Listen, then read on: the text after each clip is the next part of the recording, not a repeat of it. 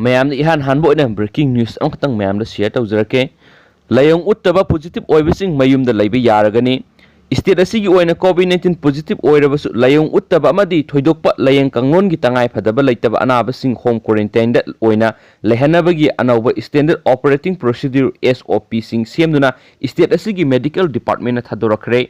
ꯍꯥꯏꯔꯤꯕ SOP ꯑꯗꯨꯒꯤ ꯃꯇꯨꯡ ꯏꯟꯅ ꯍꯣꯝ ꯀ꯭ꯋꯥꯔꯦꯟꯇꯥꯏꯟ ꯇꯧꯕꯒꯤ ꯌꯥꯕ ꯄꯤꯒꯗꯕ ꯑꯅꯥꯕꯁꯤꯡ ꯑꯗꯨ ꯀꯣꯚꯤꯗ-19 ꯄꯣꯖꯤꯇꯤꯚ ꯑꯣꯏꯔꯕꯁꯨ ꯂꯥꯏꯑꯣꯡ ꯌꯥꯎꯗꯕ ꯑꯃꯗꯤ ꯊꯣꯏꯗꯣꯛꯄ ꯂꯥꯏꯌꯦꯡ ꯄꯊꯥꯞ ꯗꯔꯀꯥꯔ ꯑꯣꯏꯗ꯭ꯔꯕꯁꯤꯡ, ꯊꯥ ꯑꯃ ꯅꯠꯇ꯭ꯔꯒꯅ ꯑꯃꯗꯒꯤ ꯍꯦꯟꯅ ꯑꯉꯥꯡ ꯎꯅꯒꯗꯕ ꯋꯥꯠꯂꯤꯕ ꯃꯤꯔꯣꯟꯕꯤꯁꯤꯡ, ꯆꯍꯤ 10ꯒꯤ ꯃꯈꯥꯗ ꯂꯩꯕ ꯑꯉꯥꯡꯁꯤꯡ, ꯆꯍꯤ 60ꯒꯤ ꯃꯊꯛꯇ ꯂꯩꯕ ꯃꯁꯥꯒꯤ ꯍꯥꯔꯠ, ꯂꯪꯁ, BP ꯑꯃꯗꯤ ꯗꯥꯏꯕꯦꯇꯤꯁꯅꯆꯤꯡꯕ ꯂꯩꯕꯁꯤꯡ, SOP ꯉꯥꯛꯄ ꯉꯝꯒꯗꯕ ꯏꯃꯨꯡ ꯑꯃꯗꯤ ꯑꯅꯥꯕꯁꯤꯡꯗ ꯄꯤꯒꯅꯤ꯫ ꯑꯗꯨꯝ ꯑꯣꯏꯅꯃꯛ ꯃꯈꯣꯏꯁꯤꯡ ꯑꯗꯨ ꯃꯦꯗꯤꯀꯦꯜ ꯑꯦꯛꯖꯥꯃꯤꯅꯦꯁꯟ ꯇꯧꯗꯨꯅ ꯌꯥꯔꯦ ꯍꯥꯏꯕꯒꯤ ꯁꯔꯇꯤꯐꯤꯀꯦꯠ ꯍꯥꯟꯅ ꯄꯤꯒꯅꯤ꯫ ꯍꯣꯝ ꯀ꯭ꯋꯥꯔꯦꯟꯇꯥꯏꯟꯒꯤ ꯃꯇꯝꯅ ꯅꯨꯃꯤꯠ 14ꯅꯤ ꯑꯣꯏꯒꯅꯤ꯫ ꯍꯣꯝ ꯀ꯭ꯋꯥꯔꯦꯟꯇꯥꯏꯟ ꯇꯧꯒꯗꯧꯔꯤꯕ ꯌꯨꯝꯁꯤꯡ ꯑꯗꯨ ꯑꯅꯥꯕꯒꯤ ꯐꯃꯨꯡ ꯑꯃꯗꯤ ꯀꯥ ꯇꯣꯉꯥꯟꯕꯒꯤ ꯃꯊꯛꯇ ꯕꯥꯊꯔꯨꯝ, ꯇꯣꯏꯂꯦꯠꯁꯨ ꯇꯣꯉꯥꯟꯒꯗꯕꯅꯤ꯫ ꯏꯃꯨꯡ ꯑꯃꯗ ꯑꯅꯥꯕ ꯑꯅꯤ ꯂꯩꯕ ꯇꯥꯔꯒꯗꯤ ꯑꯅꯥꯕ ꯑꯅꯤꯃꯛ ꯂꯩꯃꯤꯟꯅꯍꯟꯕ ꯌꯥꯏ꯫ ꯑꯗꯨꯝ ꯑꯣꯏꯅꯃꯛ ꯏꯃꯨꯡꯁꯤꯡ ꯑꯗꯨ ꯁꯦꯅꯤꯇꯥꯏꯖꯔ ꯑꯃꯗꯤ ꯗꯤꯁꯏꯟꯐꯦꯛꯁꯟꯁꯤꯡ ꯃꯔꯥꯡ ꯀꯥꯏꯅ ꯂꯩꯕ ꯑꯃꯗꯤ ꯇꯣꯏꯅ ꯀꯥꯞꯊꯣꯛꯄ ꯉꯝꯕ ꯑꯣꯏꯒꯗꯕꯅꯤ꯫ ꯑꯅꯥꯕꯁꯤꯡ ꯑꯗꯨ ꯍꯦꯜꯊ ꯀꯦꯌꯔ ꯋꯥꯔꯀꯔꯁꯤꯡꯅ ꯃꯈꯣꯏꯒꯤ ꯐꯤꯚꯝ ꯌꯦꯡꯁꯤꯟꯒꯅꯤ꯫ ꯑꯗꯨꯝ ꯑꯣꯏꯅꯃꯛ ꯀꯔꯤꯒꯨꯝꯕ ꯂꯥꯏꯍꯧ ꯀꯟꯅ ꯍꯧꯕ, ꯃꯤꯍꯨꯟ ꯀꯥ ꯍꯦꯟꯅ ꯆꯣꯡꯕ, ꯊꯕꯥꯛ ꯅꯥꯕ, ꯃꯅꯝ ꯑꯃꯗꯤ ꯃꯍꯥꯎ ꯐꯥꯎꯗꯕ, ꯆꯤꯟ ꯂꯩ ꯍꯤꯒꯣꯛ ꯃꯆꯨ ꯆꯪꯂꯛꯄ ꯑꯃꯗꯤ ꯈꯣꯡ ꯍꯥꯝꯕꯅꯆꯤꯡꯕ ꯂꯥꯏꯆꯠ ꯑꯁꯤꯒꯤ ꯂꯥꯏꯑꯣꯡꯁꯤꯡ ꯎꯠꯊꯣꯛꯄ ꯇꯥꯔꯕꯗꯤ ꯃꯔꯤ ꯂꯩꯅꯕꯁꯤꯡꯗ ꯄꯥꯎ ꯄꯤꯒꯗꯕꯅꯤ꯫ ꯍꯣꯝ ꯀ꯭ꯋꯥꯔꯦꯟꯇꯥꯏꯟꯗ ꯂꯩꯔꯤꯕ ꯑꯅꯥꯕ ꯑꯗꯨ ꯃꯇꯝ ꯂꯩꯕ ꯈꯤꯕꯤꯛꯇ ꯕꯥꯊꯔꯨꯝ ꯆꯪꯕ ꯅꯠꯇꯅ ꯃꯍꯥꯛꯀꯤ ꯀꯥꯗꯒꯤ ꯊꯣꯛꯂꯛꯄ ꯌꯥꯔꯣꯏ ꯑꯃꯗꯤ ꯏꯃꯨꯡꯒꯤ ꯃꯤꯑꯣꯏ ꯑꯃꯠꯇꯅ ꯁꯣꯛꯅ-ꯁꯝꯅꯕ ꯌꯥꯔꯣꯏ꯫ ꯃꯍꯥꯛꯅ ꯁꯣꯛꯂꯨꯕ ꯄꯣꯠ ꯈꯨꯗꯤꯡꯃꯛ ꯗꯤꯁꯄꯣꯖ ꯇꯧꯒꯗꯕꯅꯤ꯫ ꯂꯣꯏꯅꯅ ꯃꯁꯥ ꯃꯊꯟꯇ ꯍꯛꯆꯥꯡꯒꯤ ꯑꯍꯣꯡꯕ ꯐꯤꯚꯝꯁꯤꯡ ꯌꯦꯡꯁꯤꯟꯒꯗꯕꯅꯤ ꯑꯃꯗꯤ ꯑꯍꯣꯡꯕ ꯂꯩꯔꯕꯗꯤ ꯄꯥꯎ ꯄꯤꯒꯗꯕꯅꯤ꯫ ꯑꯅꯥꯕ ꯑꯁꯤꯅ Aarogya Setu app mobile application ꯃꯁꯥꯒꯤ ꯃꯣꯕꯥꯏꯜ ꯐꯣꯟꯗ ꯍꯥꯞꯀꯗꯕꯅꯤ ꯑꯃꯗꯤ ꯃꯇꯝ ꯆꯨꯞꯄꯗ APP ꯑꯗꯨ ꯑꯦꯛꯇꯤꯚ ꯑꯣꯏꯅ ꯂꯩꯍꯟꯒꯗꯕꯅꯤ꯫ ꯑꯅꯥꯕꯁꯤꯡꯅꯁꯨ ꯋꯥꯔꯃꯨꯟ ꯑꯦꯄ꯭ꯂꯤꯀꯦꯁꯟ ꯗꯥꯎꯟꯂꯣꯗ ꯇꯧꯗꯨꯅ ꯁꯤꯖꯤꯟꯅꯒꯗꯕꯅꯤ꯫ ꯑꯅꯥꯕ ꯑꯃꯗꯤ ꯑꯅꯥꯕ ꯁꯦꯕꯥ ꯇꯧꯔꯤꯕ ꯑꯅꯤꯃꯛ APPꯁꯤꯡ ꯑꯁꯤꯒꯤ ꯃꯇꯦꯡꯅ ꯃꯁꯥꯒꯤ ꯐꯤꯚꯝ ꯌꯦꯡꯁꯤꯟꯗꯨꯅ ꯄꯥꯎ ꯄꯤꯔꯛꯀꯗꯕꯅꯤ꯫ ꯑꯅꯥꯕ ꯁꯦꯕꯥ ꯇꯧꯒꯗꯕꯁꯤꯡ ꯃꯦꯗꯤꯀꯦꯜꯒꯤ ꯑꯣꯏꯕ ꯇ꯭ꯔꯦꯅꯤꯡ ꯐꯪꯂꯕ ꯃꯤꯑꯣꯏ ꯑꯣꯏꯒꯗꯕꯅꯤ ꯑꯃꯗꯤ ꯃꯁꯥꯒꯤ ꯑꯅꯥꯕ ꯂꯩꯇꯕ, ꯃꯁꯥ ꯃꯎ ꯐꯕ ꯅꯍꯥ ꯑꯣꯏꯔꯤꯕ ꯑꯣꯏꯒꯗꯕꯅꯤ꯫ ꯑꯅꯥꯕꯒ ꯁꯣꯛꯅ-ꯁꯝꯅꯕ ꯌꯥꯔꯣꯏ, ꯃꯔꯨꯑꯣꯏꯅ ꯂꯣꯛ, ꯇꯤꯟ ꯑꯃꯗꯤ ꯍꯨꯃꯥꯡꯅꯆꯤꯡꯕ ꯁꯣꯛꯂꯣꯏꯗꯕꯅꯤ꯫ ꯑꯅꯥꯕꯅ ꯁꯣꯛꯂꯨꯕ ꯄꯣꯠꯁꯤꯡ ꯄꯥꯏꯕꯗ ꯗꯤꯁꯄꯣꯖꯦꯕꯜ ꯍꯦꯟꯗ ꯒ꯭ꯂꯣꯚ ꯎꯞꯀꯗꯕꯅꯤ꯫ ꯑꯅꯥꯕ ꯑꯗꯨ ꯃꯍꯥꯛꯀꯤ ꯀꯥ ꯈꯛꯇꯗ ꯆꯥꯛ ꯄꯤꯖꯒꯗꯕꯅꯤ꯫ ꯀꯣꯜ-ꯂꯤꯛꯁꯤꯡ ꯑꯗꯨ ꯗꯤꯇꯔꯖꯦꯟꯠ ꯁꯤꯖꯤꯟꯅꯗꯨꯅ ꯆꯥꯝꯒꯅꯤ꯫ ꯂꯣꯏꯅꯅ ꯑꯅꯥꯕ ꯁꯦꯕꯥ ꯇꯧꯔꯤꯕꯁꯤꯡꯅ ꯍꯦꯟꯗ ꯒ꯭ꯂꯣꯚ ꯇꯧꯔꯤꯉꯩꯗ ꯗꯤꯇꯔꯖꯦꯟꯠ ꯁꯤꯖꯤꯟꯅꯗꯨꯅ ꯅꯤꯡꯊꯤꯅ ꯆꯥꯝꯊꯣꯛꯂꯕ ꯃꯇꯨꯡꯗ ꯂꯧꯊꯣꯛꯀꯗꯕꯅꯤ ꯑꯃꯗꯤ ꯐꯤꯖꯤꯀꯦꯜ ꯗꯤꯁꯇꯦꯟꯁꯤꯡ ꯉꯥꯛꯅ ꯆꯠꯀꯗꯕꯅꯤ꯫ ꯆꯍꯤ 60ꯒꯤ ꯃꯊꯛꯇ ꯂꯩꯕ ꯑꯍꯜ ꯑꯃꯗꯤ ꯃꯤꯔꯣꯟꯕꯤ ꯑꯅꯥꯕ ꯂꯩꯕ ꯏꯃꯨꯡꯁꯤꯡꯒꯤ ꯑꯣꯏꯅꯁꯨ ꯑꯅꯥꯕ ꯂꯩꯕ ꯀꯥꯗ ꯆꯪꯂꯣꯏꯗꯕꯅꯤ꯫ ꯆꯥꯛ ꯏꯁꯤꯡ ꯃꯈꯣꯏꯒꯤ ꯊꯣꯡꯖꯤꯟꯗ ꯊꯝꯒꯗꯕꯅꯤ꯫ ꯕꯥꯊꯔꯨꯝ ꯄꯨꯟꯕ ꯌꯥꯔꯣꯏ꯫ ꯇꯣꯏꯅ ꯁꯣꯛꯅ-ꯁꯝꯅꯕ ꯄꯣꯠꯁꯛꯁꯤꯡ ꯇꯣꯏꯅ ꯁꯦꯅꯤꯇꯥꯏꯖꯦꯁꯟ ꯇꯧꯒꯗꯕꯅꯤ꯫ ꯑꯅꯥꯕ ꯂꯩꯕ ꯀꯥꯗ ꯏꯃꯨꯡꯒꯤ ꯑꯇꯣꯞꯄ ꯃꯤꯑꯣꯏꯁꯤꯡ ꯆꯪꯁꯤꯟꯗꯨꯅ ꯁꯤꯠꯄ ꯁꯦꯡꯕ ꯌꯥꯔꯣꯏ꯫ ꯑꯅꯥꯕ ꯃꯁꯥꯅ ꯇꯧꯖꯒꯗꯕꯅꯤ ꯑꯃꯗꯤ ꯃꯈꯣꯏꯒꯤ ꯐꯤꯔꯣꯜ ꯇꯣꯈꯥꯏꯅ ꯁꯨ-ꯆꯥꯝꯒꯗꯕꯅꯤ꯫ ꯂꯣꯏꯅꯅ ꯍꯣꯝ ꯀ꯭ꯋꯥꯔꯦꯟꯇꯥꯏꯟꯒꯤ ꯃꯇꯝ ꯂꯣꯏꯔꯒ ꯏꯃꯨꯡꯒꯤ ꯃꯤꯄꯨꯝ ꯈꯨꯗꯤꯡꯃꯛ ꯇꯦꯁꯠ ꯇꯧꯊꯣꯛꯀꯗꯕꯅꯤ꯫ ꯂꯩꯉꯥꯛꯀꯤ ꯃꯥꯏꯀꯩꯗꯒꯤꯁꯨ ꯆꯤꯐ ꯃꯦꯗꯤꯀꯦꯜ ꯑꯣꯐꯤꯁꯔꯅ DC ꯁꯤꯡꯒ ꯈꯨꯠꯁꯝꯅꯗꯨꯅ ꯍꯣꯝ ꯀ꯭ꯋꯥꯔꯦꯟꯇꯥꯏꯟ ꯇꯧꯍꯟꯕ ꯌꯥꯔꯕ ꯑꯅꯥꯕꯁꯤꯡ ꯈꯪꯗꯣꯛꯀꯅꯤ꯫ ꯑꯅꯥꯕꯁꯤꯡꯗ ꯐꯤꯡꯒꯔꯄ꯭ꯔꯤꯟꯠ ꯄ꯭ꯂꯁ ꯑꯣꯛꯁꯤꯃꯤꯇꯔ ꯑꯃꯗꯤ ꯇ꯭ꯔꯤꯄꯜ ꯂꯦꯌꯔ ꯃꯥꯁꯛ ꯄꯤꯒꯅꯤ꯫ ꯃꯔꯤ ꯂꯩꯅꯕ ꯃꯣꯕꯥꯏꯜ ꯑꯦꯄ꯭ꯂꯤꯀꯦꯁꯟꯁꯤꯡꯒꯤ ꯈꯨꯠꯊꯥꯡꯗ ꯑꯅꯥꯕꯁꯤꯡꯒꯤ ꯐꯤꯚꯝ ꯑꯞꯗꯦꯠ ꯇꯧꯗꯨꯅ ꯔꯦꯀꯣꯔꯗ ꯇꯧꯒꯅꯤ꯫ ꯁ꯭ꯇꯦꯠ ꯑꯃꯗꯤ ꯗꯤꯁꯇ꯭ꯔꯤꯛꯠ ꯕꯥꯏꯑꯣꯃꯦꯗꯤꯀꯦꯜ ꯋꯦꯁꯠ ꯃꯦꯅꯦꯖꯃꯦꯟꯠ ꯇꯤꯝꯁꯤꯡꯅ ꯕꯥꯏꯑꯣꯃꯦꯗꯤꯀꯦꯜ ꯋꯦꯁꯠꯁꯤꯡ ꯃꯐꯝ ꯆꯥꯅ ꯂꯣꯏꯁꯤꯟꯒꯅꯤ꯫ ꯂꯣꯏꯅꯅ ꯂꯩꯉꯥꯛꯅ ꯍꯣꯝ ꯀ꯭ꯋꯥꯔꯦꯟꯇꯥꯏꯟ ꯇꯧꯕꯒ ꯃꯔꯤ ꯂꯩꯅꯅ ꯄꯤꯔꯤꯕ ꯁ꯭ꯇꯦꯟꯗꯔꯗ ꯑꯣꯄꯔꯦꯇꯤꯡ ꯄ꯭ꯔꯣꯁꯤꯗ꯭ꯌꯨꯔ ꯑꯗꯨ ꯊꯨꯒꯥꯏꯔꯝꯕ ꯊꯦꯡꯅꯔꯕꯗꯤ Manipur epidemic diseases enforcement of ꯀꯣꯚꯤꯗ-19 ꯒꯥꯏꯗꯂꯥꯏꯟ ꯔꯦꯒꯨꯂꯦꯁꯟ 2020ꯒꯤ ꯃꯈꯥꯗ ꯑꯅꯥꯕ ꯑꯃꯗꯤ ꯏꯃꯨꯡ ꯃꯅꯨꯡ ꯆꯩꯔꯥꯛ ꯄꯤꯒꯅꯤ ꯍꯥꯏꯅꯁꯨ ꯄꯥꯎꯁꯤꯅ ꯃꯈꯥ ꯇꯥꯅ ꯐꯣꯡꯗꯣꯔꯛꯂꯤ꯫ ꯑꯇꯣꯞꯄ ꯃꯔꯨꯑꯣꯏꯕ ꯄꯥꯎ ꯑꯃꯅ ꯑꯃꯨꯛ ꯍꯨꯏꯌꯦꯟ ꯂꯥꯟꯄꯥꯎ ꯄꯥꯎꯆꯦꯒꯤ ꯃꯊꯛꯇ ꯂꯤꯒꯦꯜ ꯑꯦꯛꯁꯟ ꯂꯧꯅꯕ ꯋꯥꯀꯠꯂꯒꯅꯤ꯫ ꯁ꯭ꯀꯨꯜ ꯑꯃꯗꯤ ꯌꯨꯝ ꯃꯩ ꯊꯥꯕꯒꯤ ꯀꯦꯁ ꯏꯟꯗꯤꯄꯦꯟꯗꯦꯟꯠ ꯕꯣꯗꯤ ꯑꯃꯅ ꯊꯤꯒꯠꯍꯟꯕꯤꯔꯒ ꯑꯆꯨꯝꯕ ꯄꯨꯊꯣꯛꯄ ꯌꯨꯅꯥꯀꯣ ꯒ꯭ꯔꯨꯞꯅ ꯄꯥꯝꯃꯤ꯫ ꯍꯨꯏꯌꯦꯟ ꯂꯥꯟꯄꯥꯎ ꯄꯥꯎꯆꯦꯒꯤ ꯆꯠꯂꯤꯕ ꯑꯒꯁꯠ 13 ꯏꯔꯥꯏ ꯅꯨꯃꯤꯠꯀꯤ ꯆꯦꯐꯣꯡꯒꯤ ꯑꯍꯥꯟꯕ ꯂꯃꯥꯏꯒꯤ ꯑꯦꯡꯀꯔ ꯀꯂꯝꯗ ꯌꯨꯅꯥꯀꯣꯒꯤ ꯑꯦꯟ ꯏꯔꯥꯕꯟꯇ ꯌꯥꯎꯅ ꯃꯤꯑꯣꯏ 5 ꯑꯦꯟꯇꯤꯁꯤꯄꯦꯇꯔꯤ ꯕꯦꯜ ꯂꯧꯈ꯭ꯔꯦ ꯍꯥꯏꯕ ꯍꯦꯗꯂꯥꯏꯟꯒꯤ ꯃꯈꯥꯗ ꯐꯣꯡꯈꯤꯕ ꯄꯥꯎ ꯑꯁꯤꯅ ꯃꯤꯑꯣꯏ ꯈꯔꯒꯤ ꯏꯀꯥꯏꯈꯨꯝꯅꯕ ꯃꯥꯡꯍꯟꯕꯇ ꯅꯠꯇꯅ ꯊꯣꯛꯈꯤꯕ ꯊꯧꯗꯣꯛ ꯑꯗꯨꯒꯤ ꯃꯇꯥꯡꯗ ꯑꯣꯟꯅ ꯇꯩꯅꯕ ꯋꯥꯐꯝ ꯀꯌꯥꯃꯔꯨꯝ ꯐꯣꯡꯂꯛꯈꯤꯕꯗꯨ ꯌꯨꯅꯥꯀꯣ ꯒ꯭ꯔꯨꯞꯅ ꯌꯥꯝꯅ ꯀꯟꯅ ꯀꯟꯗꯦꯝ ꯇꯧꯈ꯭ꯔꯦ꯫ ꯀꯨꯝꯖꯥ ꯏꯪ 2015ꯒꯤ ꯅꯕꯦꯝꯕꯔ 23ꯗ ꯈꯣꯡꯃꯟꯗ ꯂꯩꯕ ꯌꯨꯅꯥꯀꯣ ꯁ꯭ꯀꯨꯜ ꯀꯦꯝꯄꯁꯇ ꯊꯣꯛꯈꯤꯕ ꯌꯥꯝꯅ ꯅꯨꯡꯉꯥꯏꯇꯕ ꯊꯧꯗꯣꯛꯁꯤꯡ ꯑꯗꯨꯒꯤ ꯃꯇꯥꯡꯗ ꯃꯤꯌꯥꯝꯗ ꯃꯤꯠ ꯅꯥꯀꯣꯡ ꯑꯣꯏꯅꯅꯕ ꯄꯥꯎ ꯑꯃ ꯄꯤꯕꯒꯤ ꯃꯍꯨꯠꯇ ꯊꯧꯗꯣꯛ ꯑꯗꯨꯒꯤ ꯍꯧꯔꯛꯐꯝꯁꯨ ꯂꯥꯟꯅ ꯀꯣꯠ ꯇꯧꯗꯨꯅ ꯌꯨꯅꯥꯀꯣ ꯒ꯭ꯔꯨꯞꯀꯤ ꯃꯔꯨꯑꯣꯏꯕ ꯃꯤꯑꯣꯏ ꯀꯌꯥꯗ ꯃꯤꯡꯆꯠ ꯊꯤꯅꯤꯡꯉꯥꯏ ꯑꯣꯏꯕ अमसुंग अरानबा वफम क्यामरुम हप्सिंदुना केस असिगी मतंगदा मियामना पाउक्सी असिन लाना उहले मसिदसु नतना कनागुम्बा खरगी पुंसिदा काय हेना खुदोंथिनिंगाय ओहले मरमदुना पाउक्सी असिबु इरिबा पाउमी माइबम दनबीर पाउक्सी असिगी एडिटर थनौजम बीरदास अमसुम पब्लिशर सोइबम नीलदास सिंहागी मतकता लोगी ओइबा थबक लौखनबा यूनाको ग्रुपना वारेप लौख्रे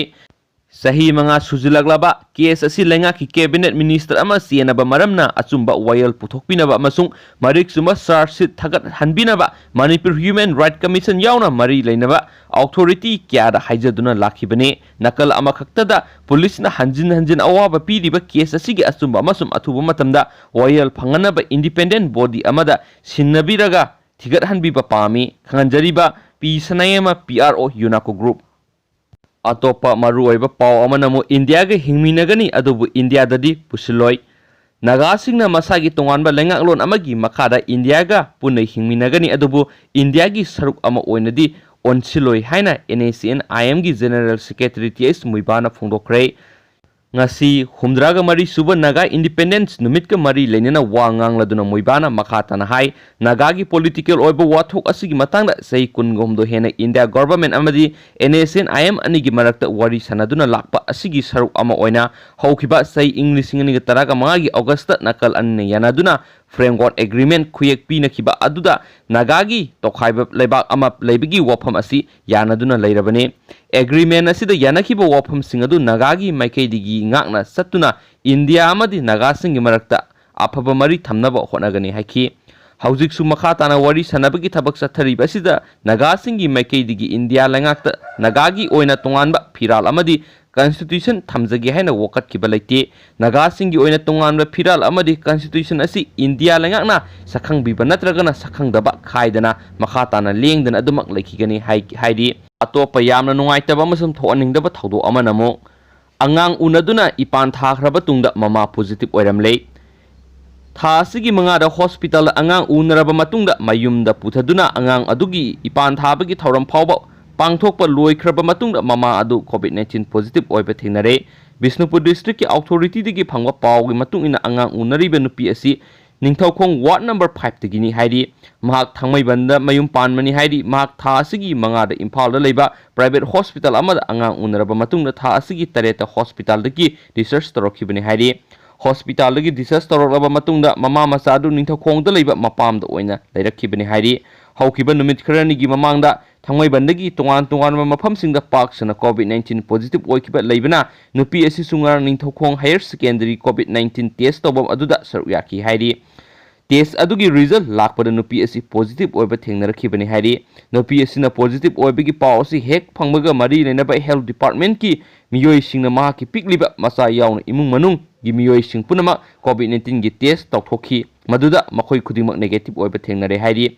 COVID-19 positive oiraba nupi asi hauji COVID care center da thamkre adubo imung manunga yanabagi matung ina mahaki piklibe masa aduri imung manungi miyoi singda sinnaram le hairi myam losilakpada mapan gi oiba maru oiba pawng tang myam la khangjin mada kanaga da share tawjarake pungpha phakraba chinese anaba ani nauna positive oirakre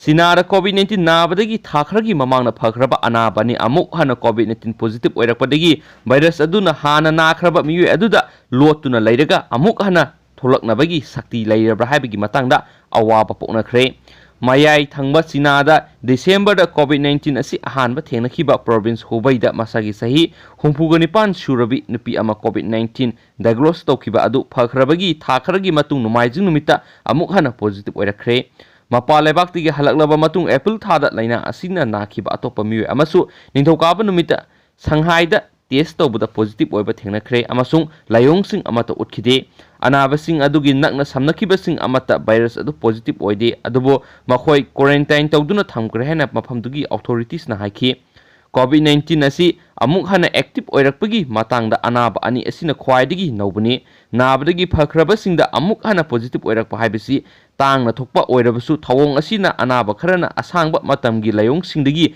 karigi nari bano haibagi wahangsing amuk hanghale anaba miyoi amana virus adu thengnanaba sagatpa protective antibodies singi level adu supnagi tha khara khaki matungda thunna hantakiba adu studies kharana utkre protective antibodies sing adu hantakrabana anirak subo oina laina adu nakiba sing aduda narakpagi oithokningai lehalli adu moinama pandemic asida amuk hana narakpagi thaudok thokpagi evidence haujuk phawbada thoina leitri antibodies sing na sitakrabagi matung phawbada atai cell sing na makha tana immunity pibigi oithokningai leibigi wafam expert khrana pukhalakre anaba phakiba tha kyagi matung no hairib anaba sing aduda phangba virus adu matam sangthana nahaloidaba asiba virus particles sing oirama yai haina South Korea da researchers sing na phungdolori haina su paw sina makata na phungdorokli dugo mem na wa hak lakpa mem na update pi bangam na hona jarake nusi bidna video su like amusum share to view amasum channel su subscribe to video subscribe to biramo. Thank you.